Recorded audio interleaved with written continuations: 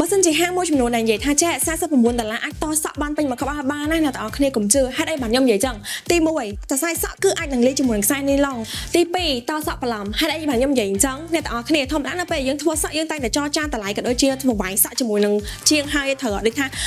បងខ្ញុំចង់តសក់70សង់ទីម៉ែត្រតែមានណាបើសិនអ្នកគ្នាអត់ចាប់អារម្មណ៍ទេដាក់ឲ្យអ្នកគ្នាទៅ60ទៅ65សង់ទីម៉ែត្រទេ3អីដែលសំខាន់អ្នកទាំងអស់គ្នាបើសិនអ្នកគ្នាអត់ត្រួតពិនិត្យមើលឲ្យច្បាស់លាស់ទេចាញ់បោកគេហេតុអីបានខ្ញុំនិយាយអញ្ចឹងអ្នកទាំងអស់គ្នាជួនកាលគេអាចនឹងយកជាមួយនឹងសក់អតិថិជនចាស់យកមកតជាមួយនឹងអតិថិជនថ្មីបានទៀតណាអីសំខាន់ណាស់អ្នកគ្នាប្រកាសជាអត់ដឹងឯងព្រោះតែសារអីធម្មតានៅពេលយើងធ្វើសក់យើងថយឬក៏យូរអីយើងតែងតែលេងទូរស័ព្ទឬក៏អីយើងមិនដឹងថាគេយកសក់ចាស់សក់ថ្មីយកមកតឲ្យត្រូវអត់4អ្នកទាំងអស់គ្នាមួយហ្នឹងប្រយ័ត្នអស់លុយខ្លាំងណាហេតុអីបាទខ្ញុំនិយាយចឹងនិយាយជាមួយភ្ញៀវហើយចរចាជាមួយតែខ្សែសក់ក៏ដូចជាការតសក់ហើយដល់ពេលចុងក្រោយតទៅចេញពីកណាត់អីដែលសំខាន់ហ្នឹងគឺថាបងពីកណាត់ចាំបងធ្វើទៅខ្សែសក់អញ្ចេះទៅធ្វើតថែមទៅបានស្អាតធ្វើសេវាកម្មនេះសេវាកម្មនោះគាត់ចាស់គាត់ឡើងមិនមែន